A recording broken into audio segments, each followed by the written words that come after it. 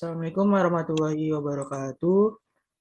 Kami dari kelompok 8 ingin mempresentasikan hasil kerja kelompok kami yang berjudul Review Undang-Undang Republik Indonesia Nomor 8 Tahun 1999 tentang Perlindungan Konsumen. Kelompoknya terdiri dari saya sendiri, Muhammad Sidik Alamin, Sahrul Yaumil, Dera Puji Lestari, Nia Felianti, Zahra Fitri Ananda. Presentasi pertama akan dijelaskan oleh Saudari Zahra. Kepada Saudari Zahra dipersilakan. Oke, jadi dalam rangka untuk mempelajari dan memahami ketentuan-ketentuan dalam Undang-Undang Nomor 8 Tahun 1999 yang terdiri dari 15 bab dan 65 pasal. Selanjutnya bab 1 sampai dengan bab terakhir akan diuraikan lebih rinci sebagai berikut. Bab 1 yaitu ketentuan umum. Dalam bab 1 hanya terdiri dari satu pasal yang memuat beberapa pengertian yang terkait dengan perlindungan konsumen. Antara lain, ada pengertian dari perlindungan konsumen itu sendiri, pengertian konsumen, pengertian pelaku usaha, pengertian barang, pengertian jasa, pengertian promosi, pengertian impor jasa, pengertian impor barang, pengertian lembaga perlindungan konsumen swadaya, pengertian klausul buku, pengertian Badan Penyelesaian Sengketa Konsumen, dan pengertian Badan Perlindungan Konsumen Nasional, serta menteri yang tanggung jawabnya meliputi bidang perdagangan. Nah, untuk bab 2, ada asas dan tujuan. Dalam bab 2 ini terdiri dari 2 pasal, yaitu pasal 2 menjelaskan mengenai asas-asas perlindungan konsumen, tetapi tidak dijelaskan secara rinci. Masing-masing dari asas tersebut dan pasal 3 menjelaskan secara rinci mengenai tujuan dari perlindungan konsumen. Salah satunya yaitu meningkatkan kesadaran, kemampuan, dan kemandirian konsumen untuk melindungi diri. Selanjutnya, bab 3, hak dan kewajiban. Dalam bab 3 terbagi menjadi 2 bagian, yang masing-masing bagian berisi dari 2 pasal, yaitu bagian yang pertama. Bagian yang pertama itu ada hak dan kewajiban konsumen. Ini terdapat 2 pasal juga di dalamnya, yaitu pasal 4 yang menyebutkan mengenai hak konsumen, yaitu seperti hak atas kenyamanan sampai dengan hak untuk mendapatkan kompensasi serta hak-hak yang diatur dalam ketentuan peraturan perundang-undangan lainnya. Dan yaitu ada pasal 5 juga yang menyebutkan mengenai kewajiban konsumen. Salah satu contohnya seperti membaca atau mengikuti petunjuk informasi dan prosedur pemakaian atau pemanfaatan barang dan atau jasa demi keamanan dan keselamatan. Yang bagian kedua, ada hak dan kewajiban pelaku usaha. Ini juga terdapat 2 pasal, yaitu pasal 6 dan pasal 7. Pasal 6 yang menyebutkan mengenai hak pelaku usaha, yaitu seperti hak untuk menerima pembayaran, yang sesuai dengan kesepakatan mengenai kondisi dan nilai tukar barang atau jasa yang diperdagangkan, sampai dengan hak untuk rehabilitas nama baik apabila terbukti secara hukum bahwa kerugian konsumen tidak diakibatkan oleh barang atau jasa yang diperdagangkan, serta hak-hak yang diatur dalam ketentuan peraturan perundang-undangan lainnya. Yang terakhir ada pasal 7 yang menyebutkan mengenai kewajiban pelaku usaha, yaitu seperti beretikat baik dalam melakukan kegiatan usahanya sampai dengan memberikan kompensasi, ganti rugi, dan atau penggantian apabila barang dan atau jasa yang diterima atau dimanfaatkan tidak sesuai dengan perjanjiannya. Selanjutnya akan dilanjutkan oleh rekan saya. Selanjutnya ada bab 4, yaitu tentang perbuatan yang dilarang bagi pelaku usaha. Dalam bab 4 ini terdiri dari 10 pasal, yaitu pasal 8 hingga pasal 17. Pasal 8 terdapat beberapa larangan bagi pelaku usaha untuk memproduksi atau memperdagangkan barang atau jasa, seperti apabila barang atau jasa yang tidak memenuhi standar yang dipersyaratkan oleh peraturan undang-undangan dan barang atau jasa tidak mengikuti ketentuan berproduksi secara halal. Pasal 9, mengenai larangan bagi pelaku usaha menawarkan atau mengiklankan barang dan jasa secara tidak benar. Pasal 10 merinci tentang larangan mempromosikan dan membuat pernyataan yang tidak benar mengenai harga atau tarif barang dan jasa dan tawaran potongan harga yang ditawarkan. Pasal 11 terkait dalam penjualan melalui cara obral terdapat larangan mengelabui konsumen. Pasal 12 mengenai larangan untuk tidak mempromosikan suatu barang apabila tidak bermaksud untuk melaksanakan sesuai dengan waktu dan jumlah yang ditawarkan. Pasal 13 terkait larangan menjanjikan pemberian hadiah, tetapi hadiah tersebut tidak diberikan sebagaimana semestinya. Pasal 14 yaitu mengenai pemberian hadiah melalui cara undian terdapat beberapa larangan.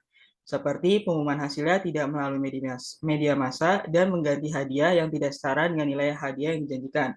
Pasal 15 tentang larangan pelaku usaha melakukan pemaksaan dalam menawarkan barang. Pasal 16 yaitu terkait dalam menawarkan barang atau jasa melalui pesanan terdapat larangan, seperti dilarang tidak menepati janji atas suatu pelayanan atau prestasi. Pasal 17 yaitu tentang larangan pelaku usaha dalam memproduksi iklan dan tidak sesuai dengan ketentuan. Bab 5 yaitu ketentuan pencantuman klausa baku, yaitu pada setiap perjanjian antara lain pengalihan tanggung jawab pelaku usaha memberi hak kepada pelaku usaha untuk mengurangi manfaat jasa konsumen yang menjadi objek jual beli jasa, dan pelaku usaha dilarang mencantumkan klausa baku yang letak dan bentuknya sulit terlihat. Bab selanjutnya bab 6 yaitu ada tanggung jawab pelaku usaha. Tanggung jawab pelaku usaha ada pasal 19 yaitu tentang tanggung jawab pelaku usaha untuk memberi ganti rugi atas kerusakan suatu barang atau jasa. Pasal 20 tentang tanggung jawab pelaku usaha dalam periklanan yang diproduksinya. Pasal 21 mengenai tanggung jawab importir barang. Pasal 22 terkait pembuktian ada tidaknya unsur kesalahan mengenai kasus pidana yang sudah dijelaskan di pasal 19, pasal 20, dan pasal 21. Pasal 23 terkait pelaku usaha yang tidak memberi tanggapan ganti rugi atas tuntutan konsumen dapat digugat. Pasal 24 yaitu menguraikan tentang tanggung jawab atas ganti rugi terkait pelaku usaha yang menjual barang atau jasa kepada pelaku usaha lain. Pasal 25 yaitu pelaku usaha wajib menyediakan suku cadang dan wajib memenuhi jaminan sesuai dengan perjanjian. Pasal 26 yaitu tentang kewajiban pelaku usaha wajib memenuhi jaminan atau garansi. Pasal 27 yaitu terkait pelaku usaha dibebaskan dari tanggung jawab atas kerugian yang diderita konsumen, seperti apabila kelalaian yang diakibatkan oleh konsumen dan lewatnya jangka waktu penuntutan. Pasal 28 yaitu mengenai pembuktian terhadap ada tidaknya unsur kesalahan dalam ganti rugi merupakan tanggung jawab pelaku usaha. Materi selanjutnya akan dijelaskan oleh teman saya. Baik, selanjutnya bab 7, pembinaan dan pengawasan. Dalam bab ini terdiri dari 2 bagian dan 2 pasal, yaitu pasal 29 dan pasal 30. Bagian pertama, pembinaan. Pasal 29 menguraikan tentang pembinaan penyelenggaraan perlindungan konsumen yang meliputi upaya untuk terciptanya iklim usaha dan tumbuhnya hubungan yang sehat antara pelaku usaha dan konsumen.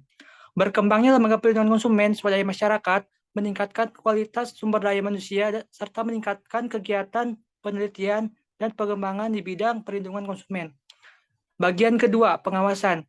Pasal 30 menguraikan tentang pelaksanaan tugas pengawasan terhadap penyelenggara perlindungan konsumen yang merinci mengenai pengawasan oleh masyarakat dan lembaga perlindungan konsumen swadaya masyarakat dilakukan terhadap barang dan atau jasa yang beredar di pasar apabila hasil pengawasan sebagaimana dimaksud pada ayat 3 ternyata menyimpang dari peraturan undang-undangan yang berlaku dan membahayakan konsumen.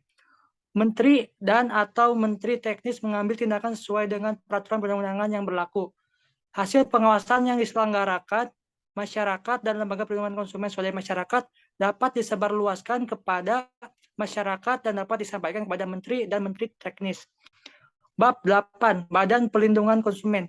Bab ini terdiri dari 2 bagian dan 13 pasal, yaitu bagian pertama 4 pasal dan bagian kedua 9 pasal. Yang pertama mengenai nama, kedudukan, fungsi, dan tugas. Pasal 31 tentang dibentuknya Badan Perlindungan Konsumen sebagai upaya perlindungan konsumen. Pasal 32 mengenai bahwa Badan Perlindungan Konsumen Nasional berkedudukan di Ibu Kota Negara Republik Indonesia dan bertanggung jawab kepada Presiden.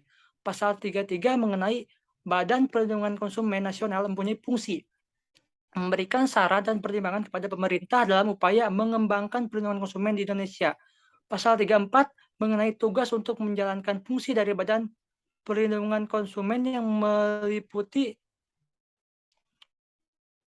penyusunan kebijaksanaan di bidang perlindungan konsumen, melakukan penelitian dan pengkajian terhadap peraturan perundang-undangan yang berlaku di bidang perlindungan konsumen, melakukan penelitian terhadap barang dan atau jasa yang menyangkut keselamatan konsumen, mendorong berkembangnya lembaga perlindungan konsumen sebagai masyarakat, menyebarluaskan informasi melalui media mengenai perlindungan konsumen dan memasyarakatkan sikap keberpihakan kepada konsumen, menerima pengaduan tentang perlindungan konsumen dari masyarakat, lembaga perlindungan konsumen sebagai masyarakat atau pelaku usaha, dan melakukan survei yang menyangkut kebutuhan konsumen, Badan Perlindungan Konsumen Nasional dapat bekerja sama dengan organisasi konsumen internasional.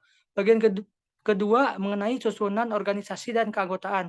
Pasal 35 tentang susunan organisasi dalam Badan Perlindungan Konsumen yang meliputi Badan Perlindungan Konsumen Nasional terdiri atas seorang ketua merangkap anggota, seorang wakil ketua merangkap anggota, serta sekurang-kurangnya 15 orang dan sebanyak-banyaknya 25 orang anggota yang mewakili semua unsur. Anggota Badan Perlindungan Konsumen Nasional diangkat dan diberhentikan oleh Presiden atas usul Menteri setelah dikonsultasikan kepada Dewan Perwakilan Rakyat Republik Indonesia. Masa jabatan Ketua, Wakil Ketua, dan anggota Badan Perlindungan Konsumen Nasional selama 3 tahun dan dapat diangkat kembali untuk 1 kali masa jabatan berikutnya. Ketua dan Wakil Ketua Badan Perlindungan Konsumen Nasional dipilih oleh anggota. Pasal 36 tentang anggota Badan Perlindungan Konsumen Nasional terdiri atas unsur pemerintah, pelaku usaha, lembaga perlindungan konsumen swadaya masyarakat, akademisi, dan tenaga ahli.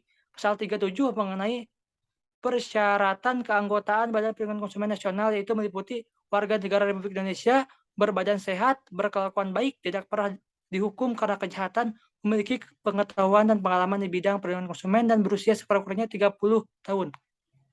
Pasal 38 mengenai pemberhentian keanggotaan Badan Perlindungan Konsumen karena meninggal dunia, mengundurkan diri atas permintaan sendiri, bertempat tinggal di luar wilayah negara Republik Indonesia, sakit secara terus-menerus, berakhir masa jabatan sebagai anggota atau diberhentikan. Pasal 39 tentang pelaksanaan tugas Badan Perlindungan Konsumen yang dibantu oleh sekretariat. Sekretariat adalah seorang sekretaris yang diangkat oleh Ketua Perlindungan Konsumen Nasional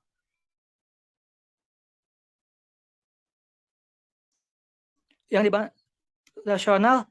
Fungsi, tugas, dan tata kerja sekretariat diatur dalam keputusan Ketua Badan Perlindungan Konsumen Nasional. Pasal 40 merinci tentang pembentukan perwakilan Badan Perlindungan Konsumen. Pasal 41 tentang pelaksanaan tugas Badan Perlindungan Konsumen Nasional bekerja berdasarkan tata kerja yang diatur dengan keputusan Ketua Badan Perlindungan Konsumen Nasional. Pasal 42 tentang biaya untuk pelaksanaan tugas Badan Perlindungan Konsumen Nasional dibebankan kepada anggaran, pendapatan, dan belanja negara dan sumber lain yang sesuai dengan peraturan perundang-undangan yang berlaku. Pasal 43 merinci tentang ketentuan lebih lanjut mengenai pembentukan Badan Perlindungan Konsumen Nasional diatur dalam peraturan pemerintah.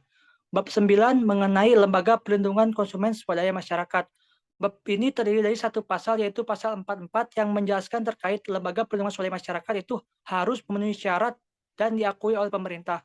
Peran aktif Lembaga Swadaya Perlindungan Masyarakat itu untuk mewujudkan perlindungan konsumen. Tugasnya meliputi menyebarkan informasi dalam rangka meningkatkan kesadaran atas hak dan kewajiban dan kehati-hatian konsumen dalam mengonsumsi barang dan jasa, memberikan nasihat kepada konsumen yang memerlukannya, bekerja sama dengan instansi terkait dalam upaya mewujudkan perlindungan konsumen, membantu konsumen dalam memperjuangkan haknya, termasuk menerima keluhan atau pengaduan konsumen, melakukan pengawasan bersama pemerintah dan masyarakat terhadap pelaksanaan perlindungan konsumen. Selanjutnya akan dijelaskan oleh rekan saya. Baik, selanjutnya terkait bab 10 terkait penyelesaian sengketa, yang dimana pada bab 10 terdapat 3 bagian, yakni 4 pasal, yaitu pasal 45, pasal 46, dan juga pasal 47. Yang bagian pertama terkait umum dalam pasal 45 membahas apabila konsumen mengalami kerugian, penyelesaian sengketa antara konsumen dan juga pelaku usaha dapat dilakukan melalui pengadilan atau di luar pengadilan tanpa menghilangkan tanggung jawab pidana bagi pelaku. Pasal 6 terdapat 3 yang menguraikan yang mana bisa diajukan jika terjadi pelanggaran pelaku usaha, di mana gugatan sekelompok konsumen, lembaga perlindungan swadaya masyarakat, atau pemerintah dapat diajukan kepada peradilan umum, namun jika kerugian atau korbannya tidak sedikit, maka diatur lebih lanjut dalam peraturan pemerintah. Bagian kedua terkait penyelesaian sengketa di luar pengadilan, di mana dalam pasal 47 membahas penyelesaian sengketa di luar pengadilan yang dengan tujuan untuk mencapai kesepakatan bagaimana bentuk dan seberapa besar ganti rugi atau tindakan yang tidak akan terulang lagi.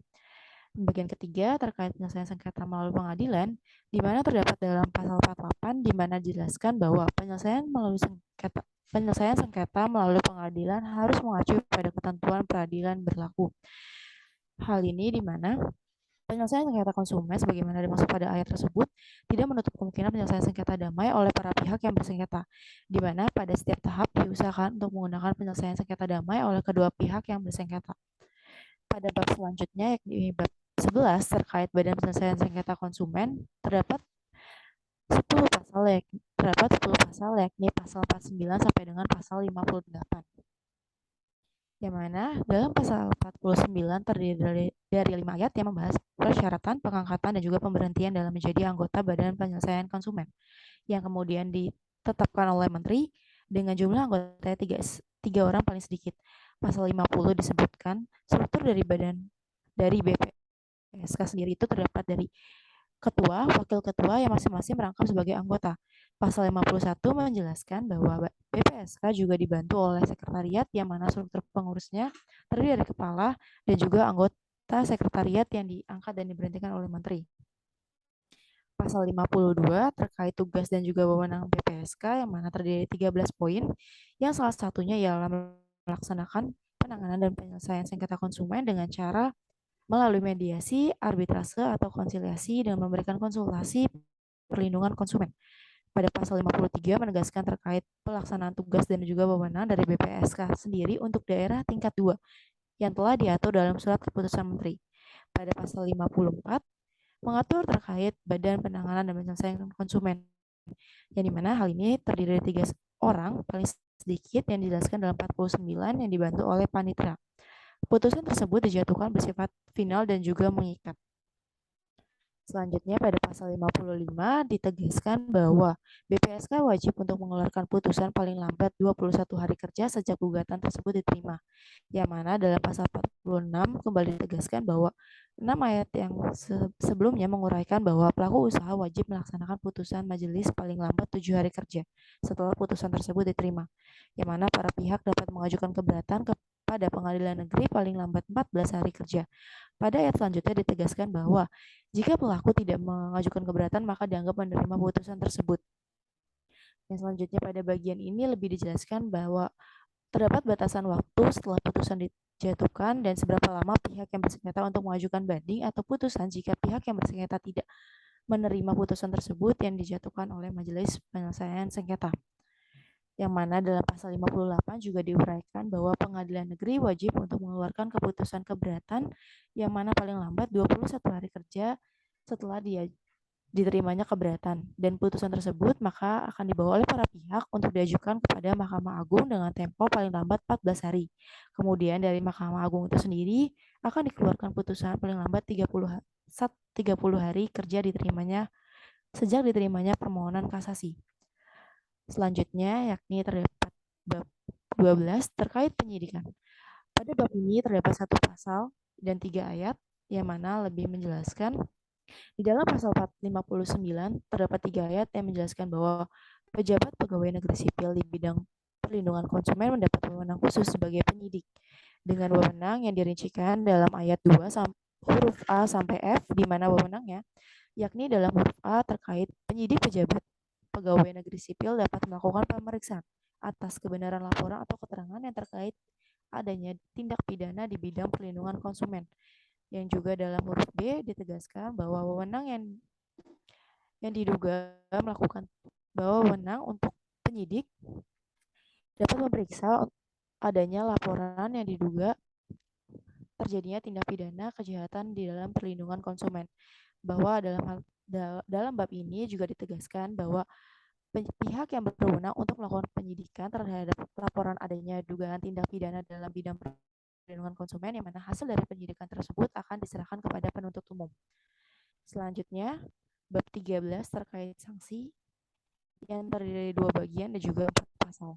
Pada bagian pertama menegaskan terkait sanksi administratif yang terdapat pada pasal 60 yang dibagi menjadi 3 ayat yang mana apabila pelaku terbukti melakukan pelanggaran pada pasal 19 maka akan dikenakan sanksi administratif berupa ganti rugi paling banyak adalah 200 juta rupiah dengan tata cara penetapan yang telah berlaku dalam undang-undang. Pada bagian 2 terkait sanksi pidana, hal ini diatur dalam 3 pasal yang mana sanksi pidana tersebut yakni pidana penjara ataupun pidana denda yang masing-masing dilakukan sesuai dengan pelanggaran yang dilakukannya. Selanjutnya akan dibacakan oleh rekan saya. Dan selanjutnya bab keempat yaitu ada ketentuan peralihan. Bab ini terdiri dari satu pasal menjelaskan terkait ketentuan peraturan perundang-undangan yang bertujuan untuk melindungi konsumen yang telah ada pada saat diundangkan dan tetap berlaku sepanjang tidak diatur secara khusus dan tidak bertentangan dengan ketentuan dalam undang-undang ini.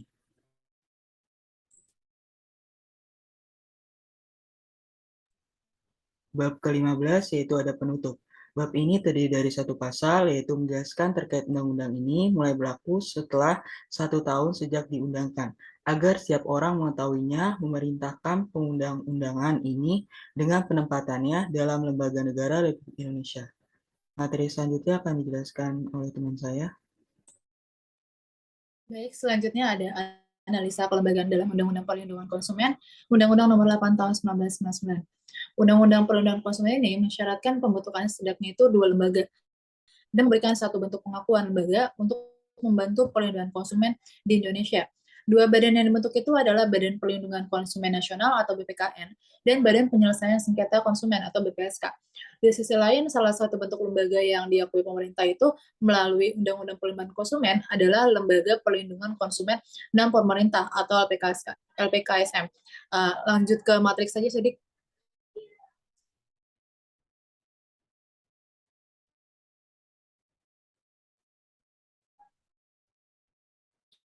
Oke, untuk gambaran yang lebih baiknya itu dan pemahaman yang lebih baik tentang lembaga-lembaga di bidang perlindungan konsumen, berikut adalah perbandingan ketiga lembaga perlindungan konsumen dalam Undang-Undang Perlindungan Konsumen. Dasar hukum dari BPKN itu terdapat pasal 31 sampai pasal 43 Undang-Undang Perlindungan Konsumen, yang status kelembagaannya itu lembaga non-struktural yang bertanggung jawab kepada Presiden, yang berkedudukan di Ibu Kota Negara Indonesia, yang berfungsi itu memberikan saran kepada pemerintah dalam mengembangkan perlindungan konsumen di Indonesia. Yang pimpinannya itu ketua dan wakil ketua BPKN dari anggota BPKN. Selanjutnya yang bertugas itu memberikan saran dan rekomendasi kepada pemerintah dalam rangka penyusunan kebijaksanaan di bidang perlindungan konsumen. Yang kedua ada mendorong perkembangannya lembaga perlindungan konsumen swadaya masyarakat. Yang selanjutnya menyebarkan informasi melalui media mengenai perlindungan konsumen dan memasyarakatkan sikap keberpihakan kepada konsumen. Yang terakhir menerima pengaduan tentang perlindungan konsumen dari masyarakat lembaga perlindungan konsumen swadaya. Selanjutnya dasar hukum dari LPKSM ini terdapat pasal 44 Undang Perlindungan Konsumen. Yang kedua, Peraturan Pemerintah Nomor 59 Tahun 2001 tentang Lembaga Perlindungan Konsumen Swadaya Masyarakat. Yang status kelembagaannya ini lembaga non-pemerintah yang terdaftar dan diakui oleh pemerintah yang mempunyai kegiatan menangani perlindungan konsumen. Yang berkedudukan itu dapat melakukan kegiatan perlindungan konsumen di seluruh wilayah Indonesia. Terus fungsinya itu berperan aktif dalam mewujudkan perlindungan konsumen. Yang tugasnya itu menyebarkan informasi dalam rangka meningkatkan kesadaran atas hak dan kewajiban dan kehati-hatian konsumen dalam mengkonsumsi barang dan atau jasa. Yang kedua ada memberikan nasihat kepada konsumen yang memerlukannya. Tugas yang ketiga yaitu bekerjasama dengan instansi terkait dalam upaya mewujudkan perlindungan konsumen. Yang keempat membantu konsumen dalam memperjuangkan haknya termasuk menerima keluhan atau pengaduan konsumen. Yang terakhir yaitu melakukan pengawasan bersama pemerintah dan masyarakat terhadap pelaksanaan perlindungan konsumen. Selanjutnya dasar hukum dari BPSK ini yang terdapat pada pasal 49 sampai pasal 58 Undang-Undang Perlindungan Konsumen. Yang kedua terdapat juga dalam keputusan Presiden nomor 90 tahun 2001 tentang pembentukan Badan Penyelesaian Sengketa Konsumen pada pemerintahan Kota Medan, Kota Palembang, Kota Jakarta Pusat, Kota Jakarta Barat, Kota Bandung, Kota Semarang, Kota Yogyakarta, dan Kota Surabaya. Yang status kelembagaan dari BPSK ini yaitu lembaga penyelesaian sengketa di luar pengadilan yang dibentuk pemerintah. BPSK ini juga berkedudukan daerah tingkat 2 yang berfungsi itu menangani dan menyelesaikan sengketa perlindungan konsumen di luar pengadilan.